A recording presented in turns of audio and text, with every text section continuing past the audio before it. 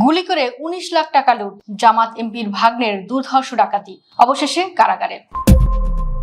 ক্ষমতার দাপট দেখিয়ে প্রকাশ্য দিবালোকে হলিউড স্টাইলে ডাকাতি, ফাঁকা গুলি ছুড়ে আতঙ্ক সৃষ্টি এবং সাধারণ মানুষকে কুপিয়ে ১৯ লাখ টাকা ছিনতাইয়ের ঘটনায় এবার শ্রীঘরে ঠাঁই হলো ঢাকা ৪ আসনের জামাতে ইসলামীর সংসদ সদস্য জয়নুল আবেদিনের ভাগ্নে ইঞ্জিনিয়ার আসাদুজ্জামান সাব্বির মিয়ার।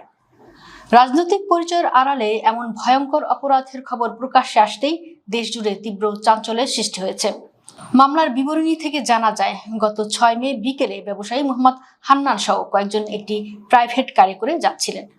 কদমতলী থানার ঢাকা ম্যাচ রেললাইন সংলগ্ন বাজারে পৌঁছা মাত্রই তাদের পথ রোধ করে একদল সশস্ত্র সন্ত্রাসী। এমপির ভাগ্নে সাব্বিরের নেতৃত্বে সংঘবদ্ধ এই চক্রটি দেশীয় ধারালো অস্ত্র, সুইচ গিয়ার এবং পিস্তল নিয়ে অতর্কিত হামলা চালায়। এলাকায় চরম আতঙ্ক সৃষ্টি করতে তারা পিস্তল দিয়ে ফাঁকা গুলি ছোড়ে। এরপর ভুক্তভোগীদের গাড়ি থেকে টেনে হিঁচড়ে বের করে এলোপাতাড়ি কোপাতে শুরু করে। এই পৈশাচিক হামলায় ব্যবসায়ী হাসান, রনি, মোতালেব ও নয়ন সহ অন্তত ৫ থেকে ৭ জন মারাত্মকভাবে আহত হন। রক্তের হোলি খেলার মাঝেই হামলাকারীরা গাড়িতে থাকা ব্যবসার নগদ ১৯ লাখ টাকা লুট করে বীরদর্পে পালিয়ে যায়। ডাকাতির এই লোমহর্ষক ঘটনার পর ভুক্তভোগী হাসান ৭ মে কদমতলী থানায় ১৯ জনের নাম উল্লেখ সহ অজ্ঞাত আরো ২০ থেকে ২৫ জনের বিরুদ্ধে মামলা দায়ের করেন। এরপর মাঠে নামে আইন শৃঙ্খলা বাহিনী। অবশেষে গত মঙ্গলবার সন্ধ্যা ৭টার দিকে নতুন জুরাইনের আলমবাগ এলাকা থেকে র‍্যাব ১০-এর একটি চৌকস দল প্রধান অভিযুক্ত এমপির ভাগ্নে আসাদুজ্জামানকে গ্রেপ্তার করে।